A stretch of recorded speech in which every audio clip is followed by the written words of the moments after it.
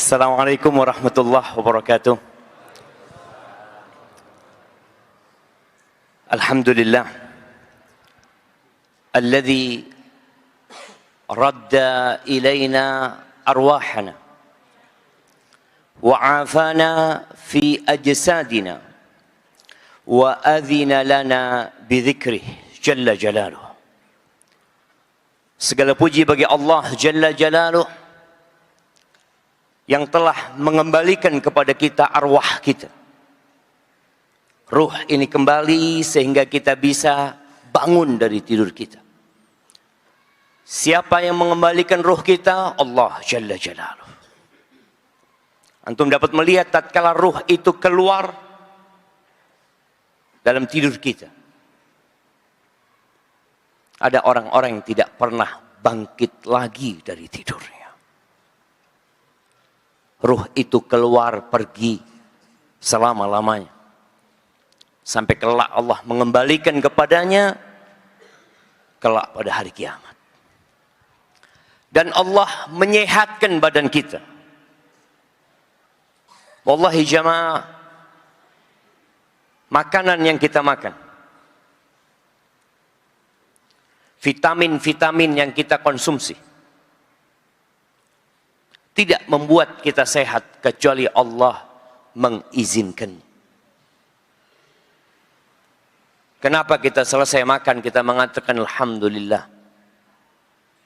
Apapun yang kita makan, hendaklah kita memuji Allah atas pemberiannya buat kita dan makanan itu jadi manfaat buat kita. Ada orang yang makan jadi penyakit. Bahkan kata Nabi alaihi salatu wassalam, ma mala'a adamiyun wi'aan syarran min batan. Tidak ada wadah yang diisi oleh manusia yang lebih buruk daripada perut. Maka kita bersyukur kepada Allah, kita bisa bangun dan sehat. Dan yang ketiga, nikmat yang Allah berikan kepada kita, Allah memperkenankan bagi kita untuk mengingatnya. Kita dapat bangun, meninggalkan ranjang kita, berwudu, kemudian menghadap kepada Allah Jalla Jalaluh. Salat subuh ini salat yang spesial. Enggak semua orang bisa salat subuh. Di beberapa daerah ada yang mengadakan gerakan sholat subuh berjamaah. GSB.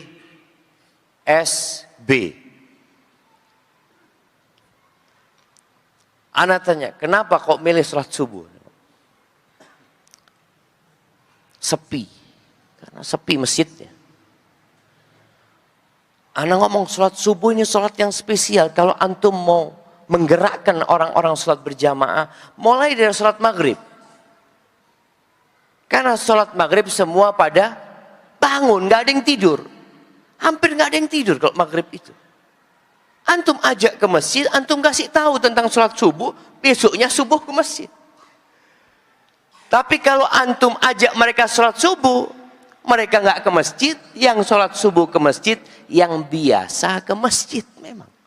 Nggak perlu antum gerakkan, dia sudah ke masjid. Athqalus salati alal munafiqin salatul isya wa salatul fajr. Salat yang paling berat buat orang munafik itu salat isya dan salat subuh. Orang munafik salat apa enggak? Salat. Datang salat subuh, ya, kadang kala datang jemaah. Karena Nabi SAW tidak menyebutkan mereka enggak sholat subuh. Tapi menyebutkan berat buat mereka sholat subuh itu. Penuh dengan perjuangan. Allah mengatakan tentang orang-orang munafiqin, innal munafiqina yukhadi'una Allah wa huwa khadi'uhum. Wa idza qamu ila salati qamu kusala Yura'una an-nas wa la yadhkuruna Allah illa qalila. Sesungguhnya orang-orang munafik itu hendak menipu Allah. Mereka pura-pura muslim. Mereka datang sholat. Mungkin kadangkala berada di saf pertama dia atau di saf keberapa, datang dia sholat. Ingin menipu. Menipu Allah Azza wa Jalla yang maha mengetahui dengan segala yang berada di hati manusia. Wa huwa khadim. Allah sebenarnya yang sedang menipu mereka gara-gara perbuatan mereka. Allah sebutkan buat kita kriteria orang munafik. Kriteria ini bukan untuk menghakimi orang, tapi untuk mengevaluasi diri antum. Antum termasuk apa tidak? Mereka adalah orang-orang kalau bangkit hendak melaksanakan sholat, qamu kusala, males.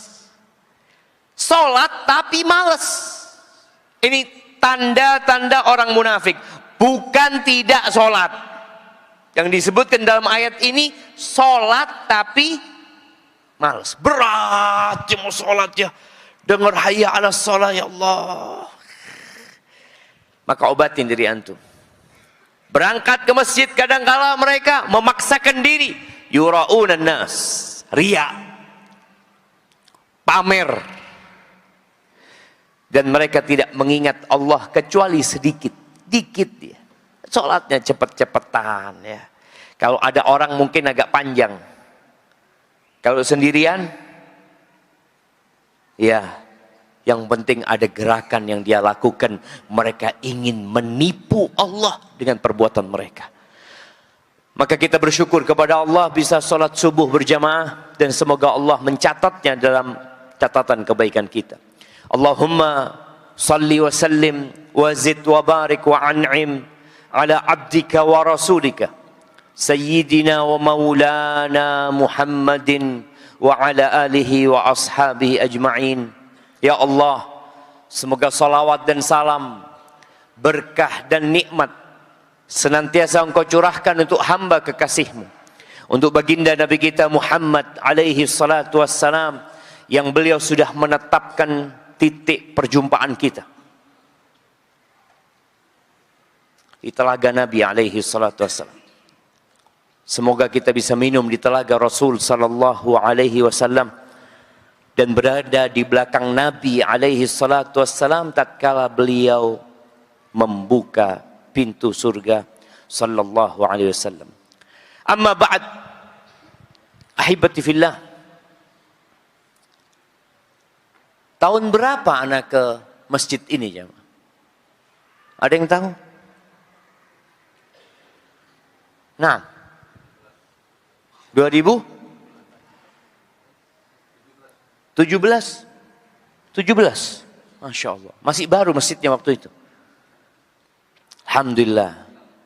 Waktu anak datang ke sini, yang soft pertama tidak dengar suara anak. Mereka lebih suka di luar, kata dia. Karena mikrofonnya lebih bagus di luar daripada di dalam. Tapi hari ini alhamdulillah antum dengar suara anak?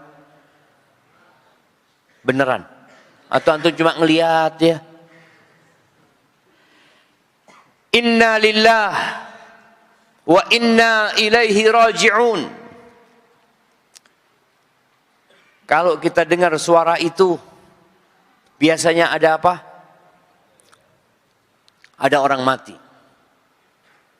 Padahal sejatinya ucapan itu bukan ucapan kematian.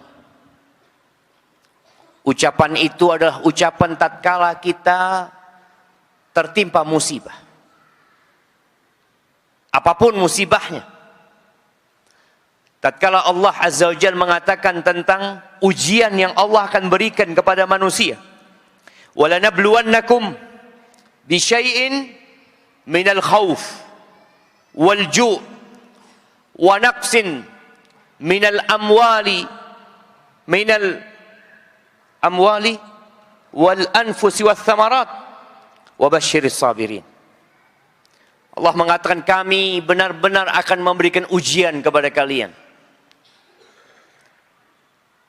sedikit rasa takut, khawatir dengan masa depan, takut dengan kondisi anak-anaknya, takut dengan penyakit, takut dengan petaka itu sendiri. Ada ketakutan, kekhawatiran. Itu ujian dari Allah Azza wa Jalla. Takut di PHK, takut tidak diterima kerja, takut tidak bisa bayar kontrakan, takut tidak bisa melunasi hutang, kelaparan, ya, kekurangan harta, kekurangan orang-orang yang dicintai, ditinggal pergi oleh mereka, gagal panen, kekurangan buah-buahan. Lalu kata Allah, wa basyiris sabirin, berikan kabar gembira kepada orang-orang yang bersabar. Siapa mereka? Alladzina idza asabathum musibah. Mereka adalah orang-orang apabila terkena musibah. Musibahnya apa? Udah disebutkan tadi. Kehilangan sandal. Boleh jadi antum pulang kehilangan sandal. Jadilah orang yang sabar. Mereka yang berkata kalau kena musibah, inna lillah wa inna ilaihi raji'un. Jadi ucapan itu bukan untuk kematian saja. Antum datang ke sawah, yang ditakutkan oleh petani bawang itu apa? Apa jemaah? Iya, gagal panen karena apa? Karena hama, karena hujan. Kalau deras hujannya dikenangin sama air, tahu-tahu dia ke kebunnya, banjir kebunnya. Apa yang seharusnya dia katakan? Inna lillah wa inna ilaihi raji'un. Kita tuh milik Allah dan kita semua kelak akan kembali kepada Allah Azza wa Jalla. Tolong ucapan ini mulai, bukan dirutinkan jamaah. Kalau dirutinkan berarti kita sering kena musibah. Yang dirutinkan itu ucapan alhamdulillah. Kalau ucapan inna lillah ini insidental. Ketika ada kejadian, antum biasakan mengucapkan inna lillah. Anaknya datang laporan sama ayahnya, ayah, ada musibah ayah. Apa nak? Remedi. Dia harus ngulangin ujiannya. Kata ayahnya, kok bisa? Engkau kok nggak belajar? Kenapa engkau nggak katakan inna lillahi wa inna ilaihi raji'un? Lalu anaknya mengatakan, nak, ayah, siapa yang mati ayah? Nah, bukan mati, nilaimu ini musibah ini. Kata dia. Ibumu harus ngulangin belajar sama engkau. Kata dia. Jamaah rahimakumullah. Seringkali kita mendengar kabar kematian. Sekarang informasi kematian itu bukan hanya di kampung kita. Dengan adanya handphone, kita dapat berita kematian dari kota lain. Ana itu sering dapat kiriman innalillahi wa inna ilaihi raji'un. Mati fulan di mana? Di Malang. Ana di Jember. Mati fulan di Surabaya. Ana di Jember. Untuk memberikan informasi bahwasanya ada yang meninggal dunia. Berapa banyak orang-orang yang kita kenal, yang kita cintai, yang dia pergi meninggalkan kita tanpa pamit, jemaah. Kita nggak pernah tahu kapan ajal itu datang menyebut kita. Nabi kita Muhammad alaihi salatu wassalam divonis mati. Kadangkala ada orang ke dokter mengatakan, Ustadz, ana sudah divonis mati. Ustaz. Waktu ana tinggal sedikit. Dari dulu engkau divonis mati, kok baru sekarang sadar? Allah Azza wa Jalla mengatakan kepada nabinya, innaka mayitun wa innahum mayitun. Sesungguhnya engkau mati, mayit, engkau itu mayit dan mereka semua mayit. Kok baru sadar kita ini kok divonis mati? Seorang yang dihukum mati karena kesalahan yang dia lakukan, dia mengatakan saya divonis mati, Pak Ustaz. Kok engkau? Saya juga divonis mati. Tinggal waktunya yang kita semua tidak tahu kapan kematian itu datang. Allah berfirman di surat Al-Anbiya ayat 34-35. Surat para nabi. Wa ma ja'alna li basharin min qablikal khuld. Dan tidaklah kami jadikan untuk satupun manusia sebelummu keabadian, kekal di dunia ini. Afa imitta fahumul khalidun. Apa kalau engkau mati, mereka yang kekal? Enggak, semuanya mati. Nabi Adam meninggal dunia, panjang umurnya tapi mati. Nabi Nuh alaihissalam, berapa tahun beliau berdakwah? 950 tahun. Mana hadiahnya jemaah? Iya, panitia tenang, lagi diambilin sama panitia hadiahnya. Ketua yayasan, loh jangan lihat-lihat dong ketua yayasannya ini. Ya, Bapak siapa namanya? Bapak Syafruddin. Nah, 950 tahun itu umur beliau berdakwah, bukan umur beliau. Disebutkan umur beliau sampai 1400 tahun. Terus mati.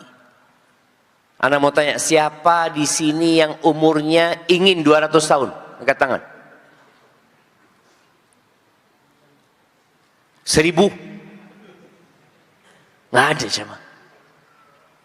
Kenapa kita nggak mau? Karena kita ngelihat orang-orang yang tua renta, Ustaz.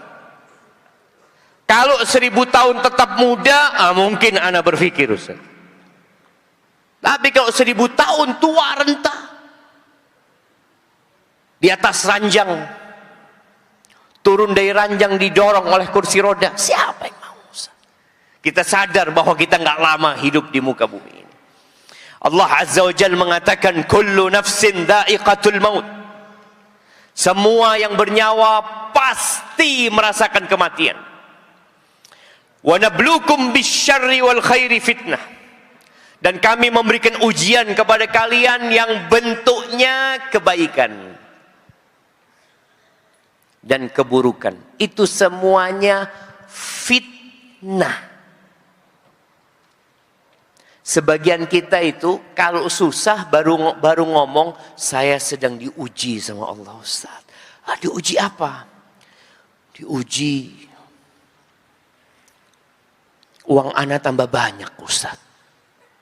Ada yang ngomong kayak gitu? Jarang. Orang kalau berpikir ujian, ya bangkrut, Ustaz. Motor ana hilang, istri ana gugat cerai. Semua,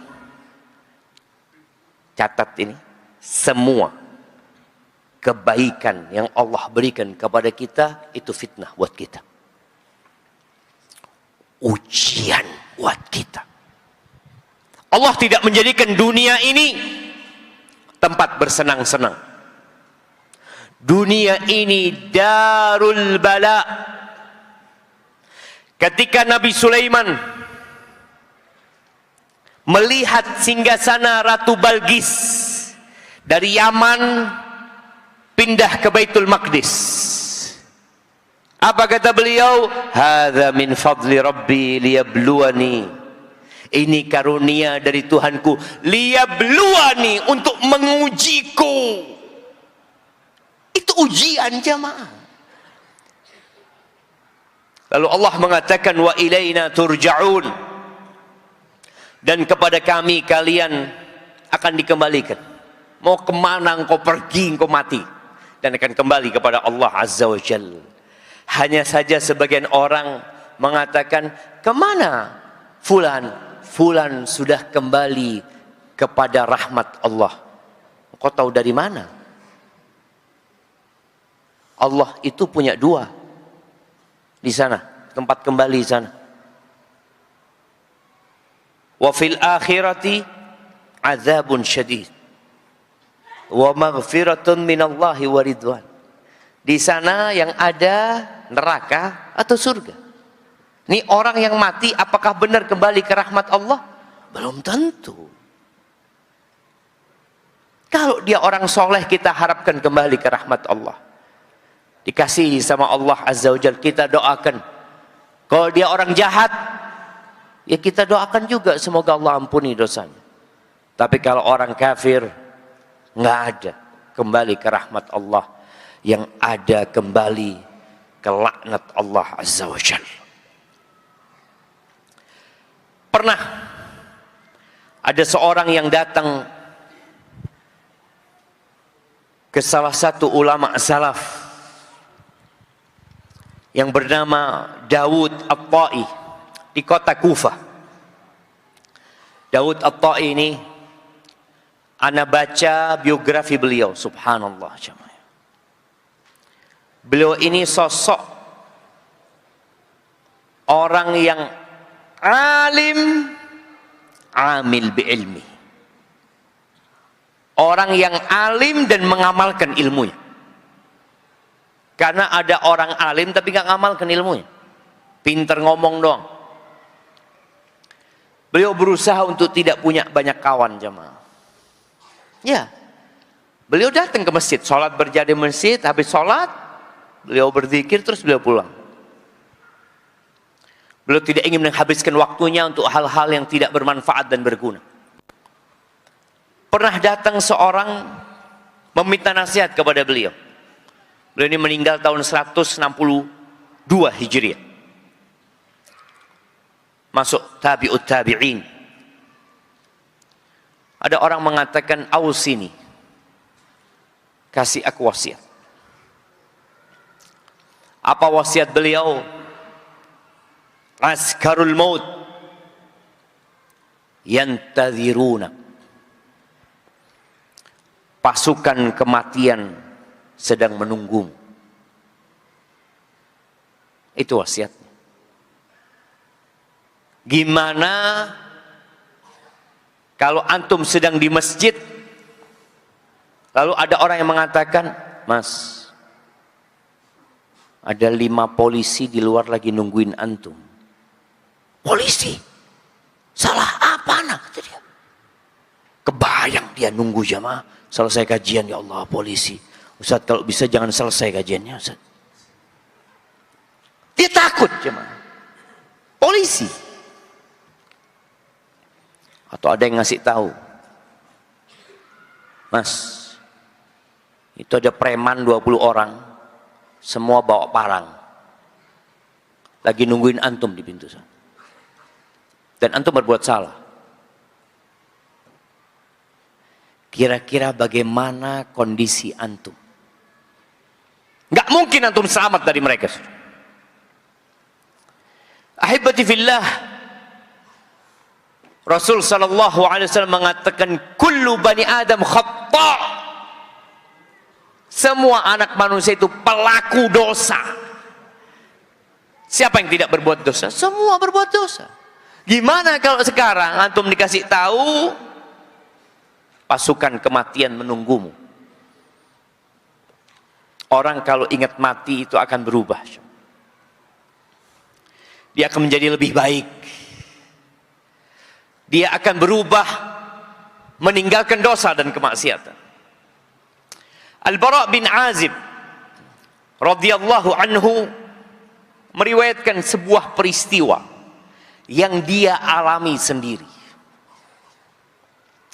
Dia mengatakan, bainama nahnu ma'an nabi sallallahu alaihi wasallam id absara jama'atan tatkala kita sedang bersama Nabi alaihi salatu wassalam, mungkin mereka lagi jalan atau duduk, tahu-tahu Nabi melihat sekelompok laki-laki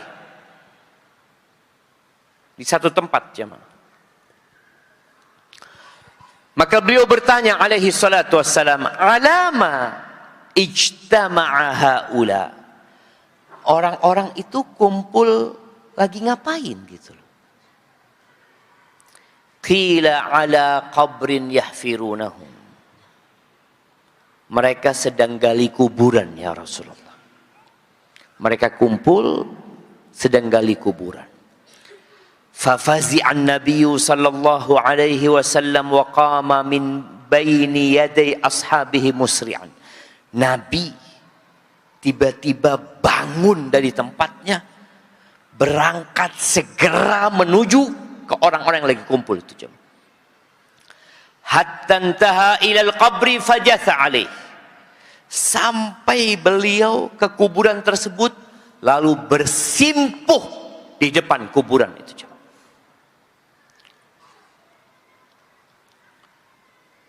Qala al-Bara fastaqbaltuhu.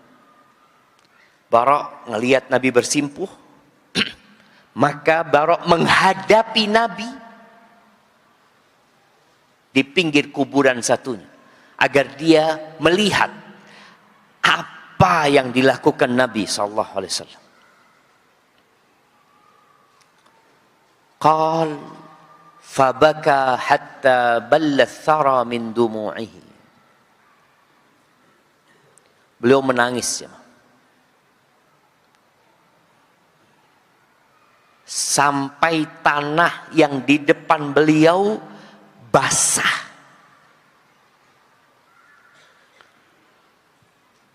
Itu Rasul sallallahu alaihi wasallam. Yang Allah sudah mengampuni dosa-dosa beliau yang lalu dan akan datang. Beliau yang dijamin masuk surga. Beliau yang dapat janji dari Allah akan dikasih tempat yang mulia kelak di padang mahsyar dan di surga Allah Azza wa Jalla. Beliau nangis sampai basah tanah yang di hadapan. Kita semua pernah nangis, insya Allah. Nangis karena apa? Karena di PHK. Nangis karena sakit. Nangis karena sedih ditinggal mati orang-orang yang dia cintai. Tapi adakah di antara kita yang menangis karena takut kepada Allah Azza wa Jalla? Dia teteskan air matanya. Bukan karena luka, tapi karena takut kepada Sang Pencipta. Coba antum introspeksi diri. Selama antum hidup, berapa kali antum menangis karena takut sama Allah Azza wa Jalla? Thumma aqbala alaina. Lalu beliau setelah menyelesaikan air matanya, beliau menghadap kepada kami. Lalu beliau mengatakan, "Ai ikhwani, limithli hadzal yaum fa'iddu, limithli hadzal yaum fa'iddu." Wahai saudara-saudaraku, untuk yang seperti hari ini hendaklah kalian mempersiapkan diri. Untuk yang seperti hari ini hendaklah kalian mempersiapkan diri. Ahibati fillah, siapa yang mau menikah bulan ini? Antum, Masya Allah. Nanti minta hadiahnya sama Ustaz Asmon ya. Antum lihat Ustaz. Antum mau nikah bulan ini. Persiapannya mulai kapan? Berapa bulan antum mempersiapkan? 3 bulan. 3 bulan. Lihat, persiapan untuk nikah 3 bulan. Padahal nikah itu cuma sehari. Nah, selesai. Ada orang persiapan untuk wisuda. Berapa tahun dia mempersiapkan diri untuk wisuda? Ada yang 7 tahun. Karena nggak selesai skripsinya. Akhirnya baru selesai setelah 7 tahun. Persiapan untuk kematian berapa lama tuh? Antum mempersiapkan diri untuk bangun rumah, untuk beli mobil. Tapi untuk hari itu, banyak di antara kita yang lengah, tidak mempersiapkan diri. Ana ingat cerita seorang yang menceritakan orang lain. Ana dengar langsung dari orang yang cerita. Dia cerita, ada fulan di Solo, cerita dulu dia. Fulan itu kalau beli baju 2. Beli baju 2. Satu dia pakai, satu dia sedekahkan. Kalau dia kasih belanja buat keluarganya 2. Satu buat rumahnya, satu buat pesantren. Satu buat rumah anak yatim. Pokoknya semua 2. Sampai ketika Allah berikan rezeki kepada dia, dia beli mobil. 2 dia beli mobil. Satu buat dia, satu dia sedekahkan. Anak-anaknya protes. Ayah, kalau baju 2 oke lah ya. Kalau uang belanja 2 iya, tapi mobil yang mending dikasihkan anak-anaknya lah ya. Katanya, nak, abah ini bukan hanya ingin pakai baju di dunia. Abah ini bukan hanya ingin naik mobil di dunia. Abah ingin nanti kalau mati, abah bisa gunakan itu semuanya. Itu ucapan Nabi SAW yang mengatakan, limithli hadzal yaum fa'idu. Untuk yang seperti ini kalian siapkan. Tapi sekali lagi kita nggak mikir itu.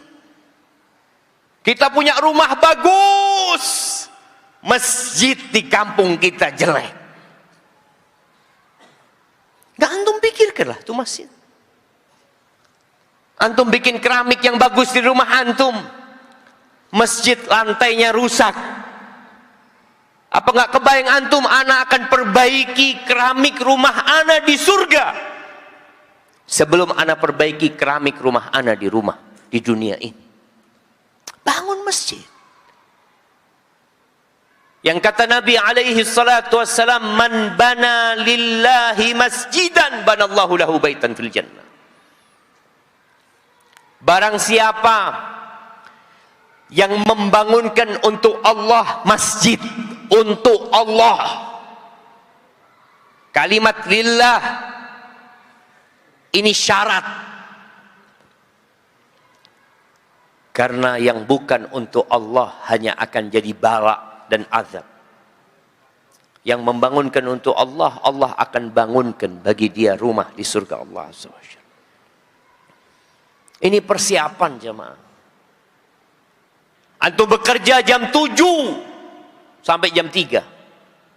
Sampai jam 4. Persiapan untuk apa? Untuk bayar kontrakan. Persiapan untuk apa? Untuk memberikan nafkah kepada keluarga. Jangan lupa untuk hari itu jemaah. Yang kata Nabi alaihi salatu wassalam, yatba'ul mayyit thalath. Yang akan mengantarkan mayit ke kuburan itu 3. Ahluhu, keluarganya. Maluhu, hartanya. Wa amaluhu, dan amalnya. Bagaimana kalau ini orang kaya jamaah, yang nganterkan satu kampung. Dia punya anak buah banyak, mengantarkan dia. Dia punya popularitas. Antum bisa lihat ya, orang-orang yang populer, yang masyhur, kalau mati, banyak yang ngantarkan jamaah. Fan-fannya itu nganterin. Karena ngefan, berangkat nganter. Sampai ramai di jalanan. Keluarganya. Adakah satu dari fan-nya yang dampingin dia? Adakah satu dari anak-anaknya, dari istri-istrinya yang mau mendampingi dia di kuburan? Lah, nggak ada. Anak-anaknya nangis. Nangis sedih, bukan takut sama Allah. Setelah selesai bapaknya dikubur, didoakan Allahumma ighfir lahu warhamhu wa'afihi wa'fu anhu.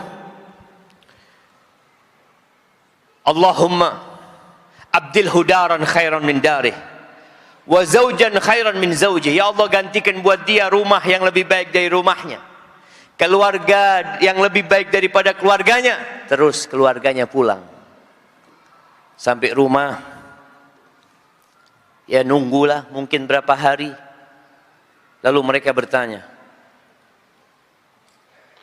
kapan warisan mau dibagi?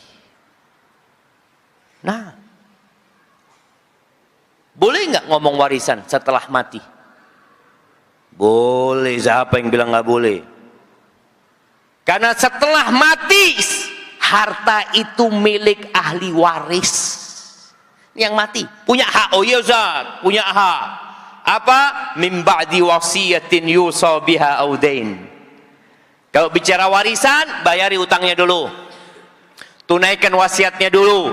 Selesai itu udah selesai, yang mati selesai. Ustaz, belum basah kuburannya Ustaz, belum kering kuburannya Ustaz. Selesai. Dia di sana bukan sama uangnya, dia di sana bukan sama keluarganya, sama apa? Amalnya. Dia kesana sama amalnya. Makanya antum kok bingung sama hartanya, lu dia sama amalnya. Dia ketika hidup nggak berpikir untuk bawa tuh harta. Dia tinggalkan buat ahli warisnya. Oleh karena itu Nabi SAW mengatakan, ayyukum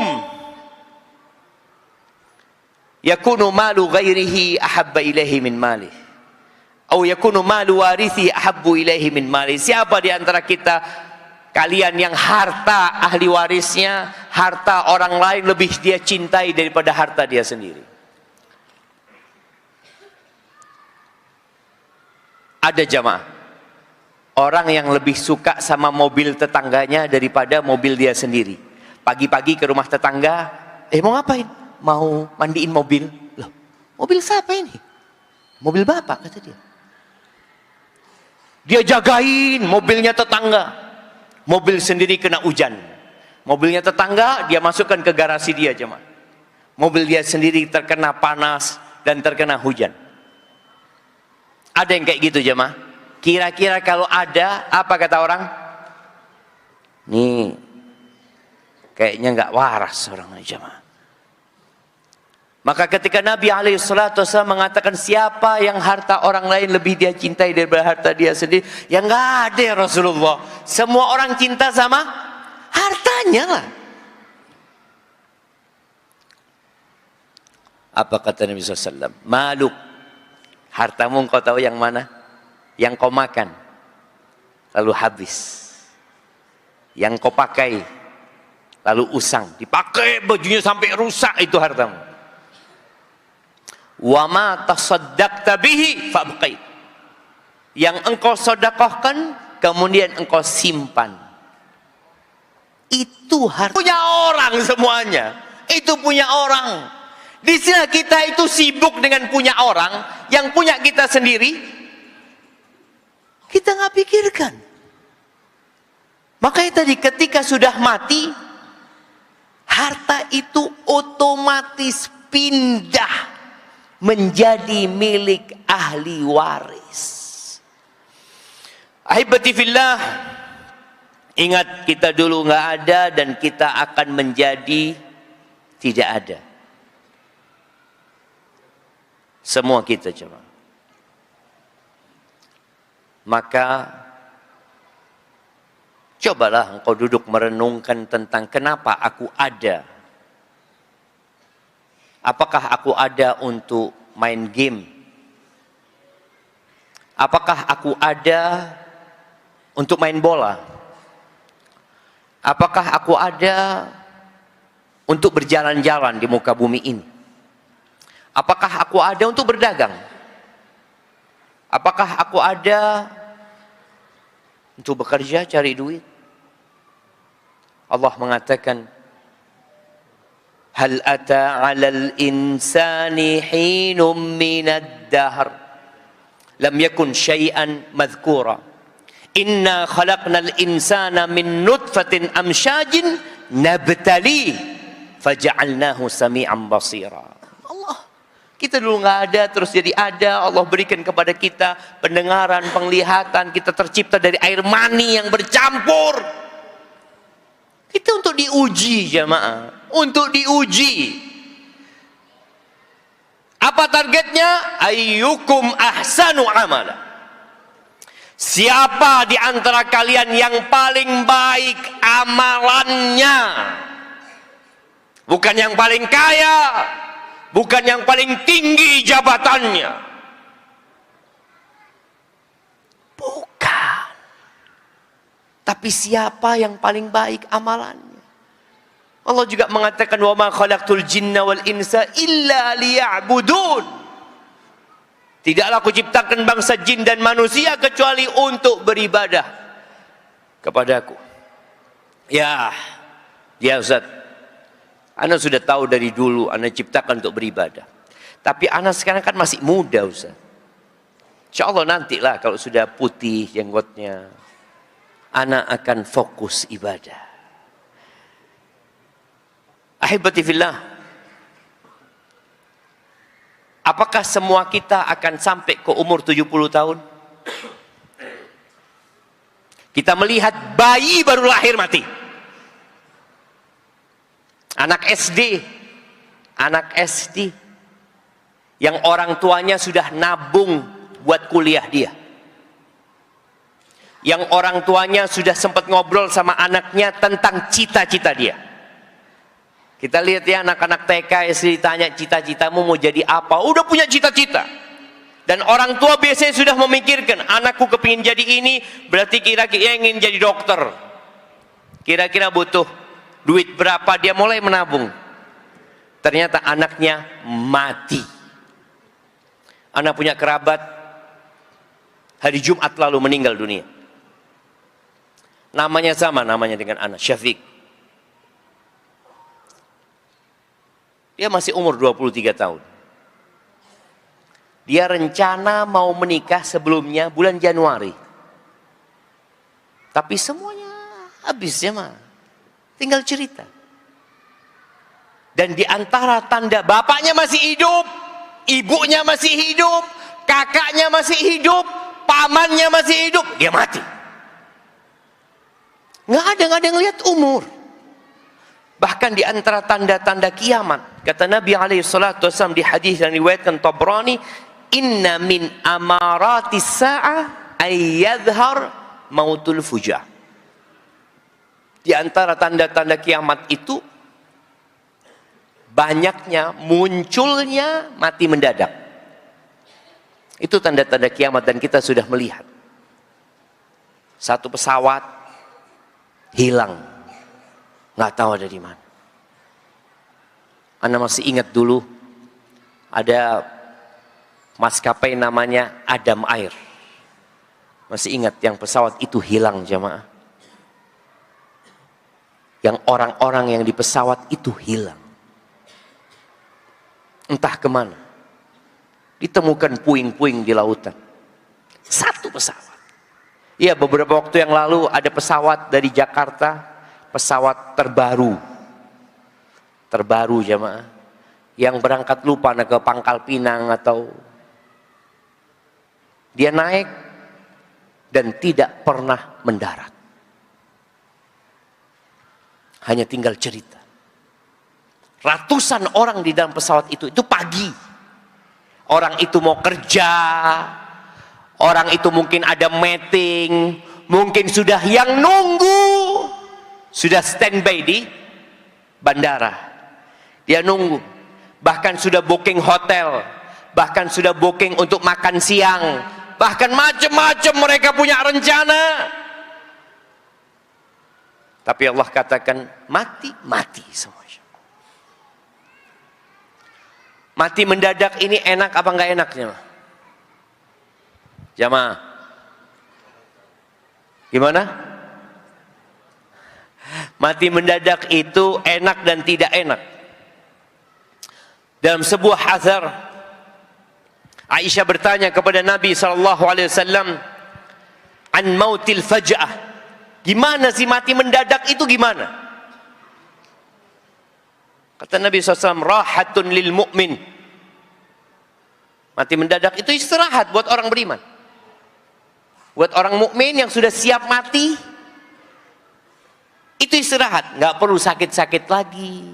Nggak perlu ngerepotkan orang lain. Tahu-tahu dia mati. Wa akhdatu asafin lil fajir. Tapi untuk orang jahat, untuk orang fajir, maka itu jadi pencabutan yang penuh penyesalan. Karena dia belum siap. Orang kalau mati waktu sholat, Masya Allah. Ada mati di hotel.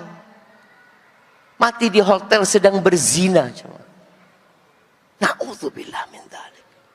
Mati sedang bernyanyi, minum khamr juga. Muter-muter. Ada. Ada penari ular yang mati sedang menari digigit ular. Dia punya rencana. Ya, semua orang mukmin insya Allah ya punya harapan untuk bertobat kepada Allah Azza wa Jal. Tapi kadangkala yang ada menunda-nunda. Dia punya angan-angan yang panjang, jamaah. Allah Azza wa Jal menyebutkan di surat Az-Zumar ayat 56 sampai 58. Menceritakan tentang orang nih yang mati dan belum siap mati. An taqula nafsun ya hasrata ala ma farrattu fi jambillah wa in kuntu laminas sakhirin. Supaya jangan ada orang yang mengatakan, amat besar penyesalanku atas kelalaianku dalam menunaikan kewajiban terhadap Allah Azza wa Jalla. Sedang aku sesungguhnya termasuk orang-orang yang memperolok-olok agama Allah. Sering ada orang yang melihat orang yang bertakwa, orang yang taat, ya malah dijadikan bahan bulian buat mereka. Bahan humor. Dan ada orang-orang yang Islamfobia, yang dia takut dengan orang kalau taat kepada Allah Azza wa Jalla. Sering datang ke masjid, hati-hati nih. Harus diawasi. Jangan-jangan teroris. Haibatifillah. Jangan sampai engkau mengatakan itu. Dulu memang aku suka memperolok-olok orang yang bertakwa kepada Allah, orang-orang yang beriman. Au taqul, "Lau annallaha hadani lakuntu minal muttaqin." Atau engkau mengatakan, andai kata Allah memberikan petunjuk kepadaku, tentulah aku termasuk orang-orang yang bertakwa. Seringkali jamaah, kita ketemu sama orang, ayolah, engkau kapan berangkat ke masjid? Sampai kapan engkau nggak puasa? Iya Ustaz, doakan Ustaz, ana belum dapat hidayah Ustaz. Ini yang dikatakan. Nanti engkau mengatakan, engkau tahu hidayah ada di hadapanmu. Engkau faham bahwasanya petunjuk Allah udah jelas tuh jalannya. Engkau tinggal jalan. Seperti orang yang berada di persimpangan jalan, engkau udah dikasih tahu, engkau mau masuk surga, ini jalannya. Lalu engkau mengatakan, iya aku belum dapat hidayah. Engkau akan mengatakan itu nanti. Kalau Allah kasih hidayah dulu ya aku akan jadi orang bertakwa. Au taqula hina taral adzab. Ini ketika dihisab. Ketika melihat azab, apa yang dia katakan? Lau anna li karrah fa akuna minal muhsinin. Kalau aku bisa balik ke dunia, aku akan jadi orang-orang baik. Dan kita sekarang masih di dunia. Kita sekarang masih hidup. Kita masih punya kesempatan untuk jadi orang baik. Di hadapan kita kesempatan tersebut jamaah. Allah menceritakan tentang apa yang akan terjadi, dan itu akan terjadi. Maka jangan sampai kita termasuk golongan tersebut. Ahibati fillah, kita disuruh sering ingat mati, jemaah. Tapi manusia berusaha untuk menghilangkan peringatan dengan kematian. Salah satu yang mengingatkan kita kepada matian itu ziarah kubur.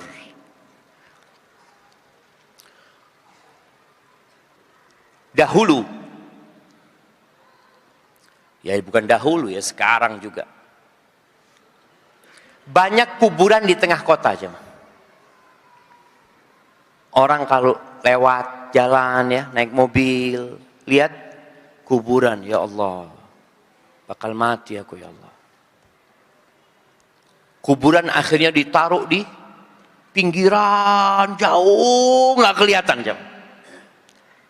Antum yang dilihat pasar, toko, gedung-gedung tinggi, hotel. Kapan antum akan ingat mati? Pernah ana hadir ke sebuah walimah, seperti di ruang restoran dan ruang pertemuan, jemaah. Ana di depannya itu ada tembok tinggi di seberang jalan, jemaah. Ana tanya, Mas, ini apa Mas? Kata dia, di balik tembok itu kuburan, Pak Ustaz.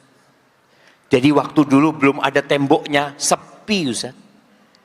Restoran sama kafe ini sepi Ustaz. Karena orang kalau ke sana ngelihat ingat mati, nggak jadi belanja. Ingat mati pulang mungkin. Setelah ditutup jamaah, rame. Makanya biasanya tanah yang dekat kuburan itu mahal apa murah? Murah. Kenapa murah? Karena membuat orang ingat mati terus. Rasulullah sallallahu alaihi wasallam dalam hadis yang diriwayatkan Ibnu Hibban rahimahullahu taala, beliau mengatakan, "Aktsiru dzikra hadzimil ladzat." Kalian perbanyak mengingat pemutus penghancur kelezatan. Apa itu? Mati. Gimana orang ketika mau makan enak, tahu-tahu mati datang. Kelezatan dia putus di dunia ini. Dia akan berjumpa dengan mungkar dan nakir. Dia akan berada di tempat yang sempit dan dia akan dihimpit oleh kuburan tersebut. Ditinggal sama keluarganya. Dilupakan. Bahkan sebagian orang kuburannya udah nggak ada juga. Itu pemutus kelezatan. Kalau antum masih hidup, antum masih banyak merasakan kelezatan, tapi mati selesai. Tinggal itu jadi azab atau jadi nikmat kuburan antum. Beliau mengatakan alaihi salatu wassalam, "Fama dzakarahu 'abdun qat wa huwa fi dhiqin illa wassa'ahu alaih." Tidaklah seorang hamba siapapun yang mengingat kematian dalam kondisi dia sedang sempit urusannya. Ada banyak masalah dia, tapi dia ingat mati, maka jadi luas buat dia. Dia akan mengatakan, aduh, hidup ini nggak lama, bentar lagi aku mati, kata dia. Jadi musibah, petaka dunia jadi ringan buat dia. Wala dzakarahu wa huwa fi sa'ah illa dhayyaqahu alaih. Kalau dia sedang nikmat hidupnya, sedang mendapatkan banyak rezeki, sedang dalam puncak karirnya, lalu dia ingat mati, maka dia jadi memandang kehidupan ini sempit, jemaah. Dia akan mengatakan, hartaku, jabatanku, kedudukanku, semua akan aku tinggalkan. Itu manfaat dari mengingat kematian. Di antara manfaat lainnya, ada nasihat dari Abu Darda agar kita hidup nyaman di dunia ini dengan mengingat kematian.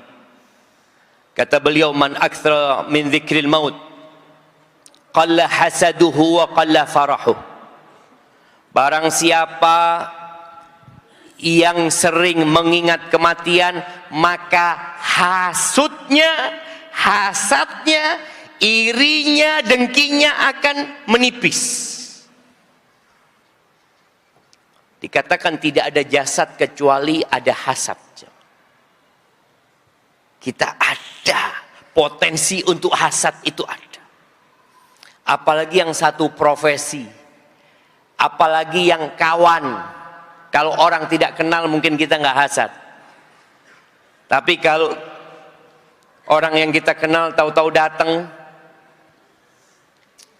kajian, keluarkan handphonenya, insyaallah. iPhone 15 ya. Allahu Akbar. Keluar ternyata mobilnya sudah baru. Itu orang jadi hasad, ada perasaan itu. Bahkan ada orang yang jadi sakit perut. Mak-mak biasanya. Mak-mak ngelihat tetangganya beli emas 2 kilo. Pakai gelang emas ya mak. Tapi kalau ingat mati, hasad itu akan mengecil. Pedagang ini potensi hasad dengan toko yang di sebelahnya. Petani dengan sawah yang di sebelahnya. Tapi ketika dia ingat mati, apa sih, kenapa aku harus hasad? Long semua yang dimiliki sama orang itu akan ditinggal sama dia. Semuanya. Kenapa aku hasad dengan sesuatu yang bakal ditinggal? Dan kalau aku punya pun aku akan tinggal. Wa qalla farahu. Congkaknya, angkuhnya akan hilang. Gimana antum makan angkuh? Aku akan sombong. Antum akan merasa lebih dari orang lain, antum mati. Sama tuh. Makanya kalau antum ke kuburan jamaah, antum akan lihat di kuburan itu nggak bisa dibedakan mana yang orang kaya dan mana yang orang miskin, mana yang majikan dan mana yang pembantu, mana yang bos dan mana yang anak buah. Ada sama semuanya. Mungkin luarnya ada yang sama, kuburannya segitu. Kemudian ada nasihat dari Ka'ab al-Ahbar. Dia mengatakan, man dzakara al-maut hanat alaihi al-masaib. Barang siapa yang mengingat kematian, maka musibah-musibah jadi ringan. Ada seorang wanita, dia telepon ana. Dia kepingin jumpa sama ana.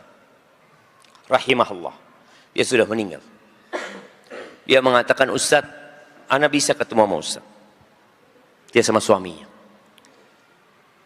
Kenapa kata dia? Ana divonis dokter kena kanker stadium 4. Ustaz. Yang biasanya sudah nunggu mati. Musibah yang besar ini jemaah. Ketika ingat dengan kematian, jadi ringan musibah tersebut. Ya udah, bentar lagi engkau akan meninggal dunia. Dan musibah penyakit tidak ada hubungannya dengan kematian. Antum kasih semangat orang yang kena penyakit parah, sampaikan kematian tidak ada hubungannya sama penyakit. Orang sehat mati. Jangan dipikir, oh bakal sakit, bakal mati duluan, nggak ada.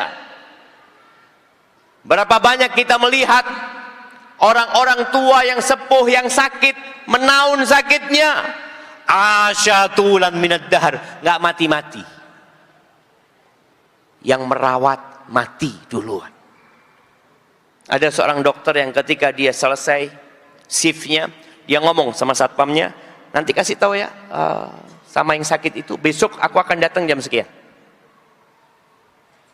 Ya, siap kata dia, malam hari ini jam.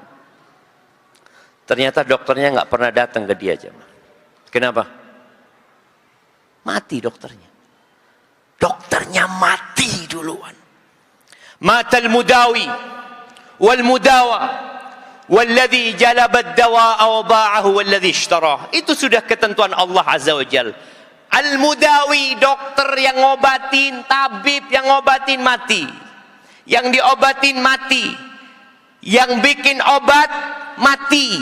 yang jualan obat mati, yang beli obat mati. Antum pikir kalau antum bawa obat, antum nggak mati? Ana insya Allah mau jadi dokter Ustaz. Kenapa? Biar panjang umur Ustaz. Ngapa katanya?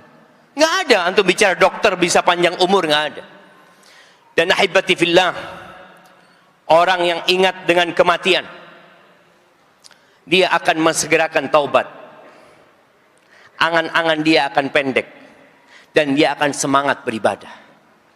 Maka saatnya kita mengingat kematian. Antum melihat bagaimana persiapan antum. Apa yang sudah antum miliki? Antum sudah punya rumah belum? Kalau belum punya rumah di sana, pikirkan rumah antum. Jangan sampai rumah antum di sana lebih buruk daripada rumah antum di dunia. Antum ingin punya kendaraan di sana, usahakan kendaraan di sana lebih baik daripada kendaraan antum di sini. Pakaian juga seperti itu. Karena kita banyak sodakoh jamaah, tapi biasanya yang kita sodakohkan itu yang sudah tidak kita sukai. Antum sodakoh baju yang sudah tidak layak. Gimana antum sodakoh baju baru? Gimana antum berbagi sesuatu yang antum cintai? Barakallahu fiik. Itu mungkin yang dapat Anda sampaikan. Semoga kita diampuni dosa-dosanya oleh Allah Azza wa Jalla. Dikuatkan semangatnya untuk beribadah. Dan jangan lupa antum mendoakan saudara-saudara antum yang ada di Gaza. Yang mereka tiap hari kematian itu sudah menjadi hal yang lumrah jemaah buat mereka. Maka berusahalah antum mendoakan mereka dan berbuat yang terbaik untuk saudara-saudara kita yang di sana. Aqulu qawli hadza wa astaghfirullah li wa lakum wa li sairil mu'minin wal mu'minat fastaghfiruh innahu huwal ghafurur rahim. Jamaah, ana sebenarnya ingin nambah, tapi ana lihat ini hari Jumat, harinya anak-anak sekolah, ya, harinya teman-teman bekerja. Insyaallah kita berjumpa di lain waktu. Subhanakallahumma wa bihamdika asyhadu an la ilaha illa anta astaghfiruka wa atubu ilaik. Assalamualaikum warahmatullahi wabarakatuh.